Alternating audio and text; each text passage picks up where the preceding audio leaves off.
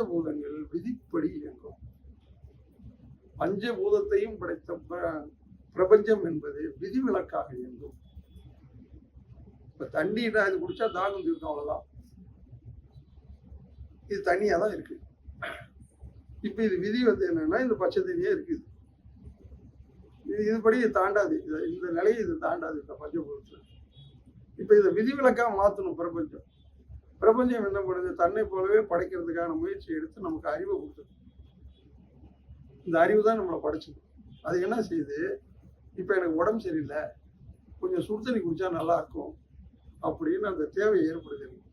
அப்ப என்ன செய்யுது? உடனே நான் சுடு தண்ணியை கண்டுபிடிக்கிறேன். புதுசா ஒரு சுடு தண்ணியை என்னால கொண்டு வர முடியாது. அப்ப ஏற்கனவே பஞ்சபூதங்கள்னாலதான் இது தண்ணி, நெருப்பு, காத்து, நிலம் எல்லாம் இருக்கு. அப்ப ஆகாயம் என்பது எதை சொல்றான்? அறிவு சொல்றான். அப்ப அந்த அறிவை என்ன பண்ணுது? இந்த பச்சை தண்ணி என்ன பண்ணுது? கீழே நெருப்பு வைக்குது. அதுக்கு ஒரு சட்டி தயார் பண்ணுது. அந்த சட்டியும் இந்த நீர் நெருப்புனால உருவாக்கப்பட்டதுதான். அந்த சட்டியில என்னென்ன இருக்கு? மண் இருக்கு, தண்ணி இருக்கு. இந்த ஆற்று வீட்டுல இருக்கிற மண்ணை எடுத்து அந்த தண்ணியிலேயே கரைச்சா கரைஞ்சி போயிடும். அப்ப அதையே என்ன செய்யறான்? புளிக்க வச்சு அதை நிழல்ல உணர்த்தி அதை சூடு காட்டி அதை தண்ணியில இருந்து கொண்டு வந்துட்டான். இப்ப அந்த சட்டியில அந்த தண்ணியை முள்ளும் போது என்ன ஆகுது? அந்த தண்ணி, அந்த மண்ணு தண்ணியில கரைஞ்ச அதே மண்ணு திரும்ப என்ன பண்ணுது?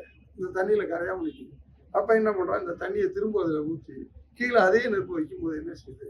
அந்த சட்டியை தாண்டி அந்த நெருப்பை மட்டும், அந்த சூட்டை மட்டும் வாங்கி இப்ப சுடுதண்ணி ஆயிடுச்சா? இப்ப இது விதிவிலக்கா மாறிடுச்சா? இப்ப உனக்கு தேவையான சுடுதண்ணி வந்துருச்சா? உனக்கு மட்டும்தான் இது சுடுதண்ணி.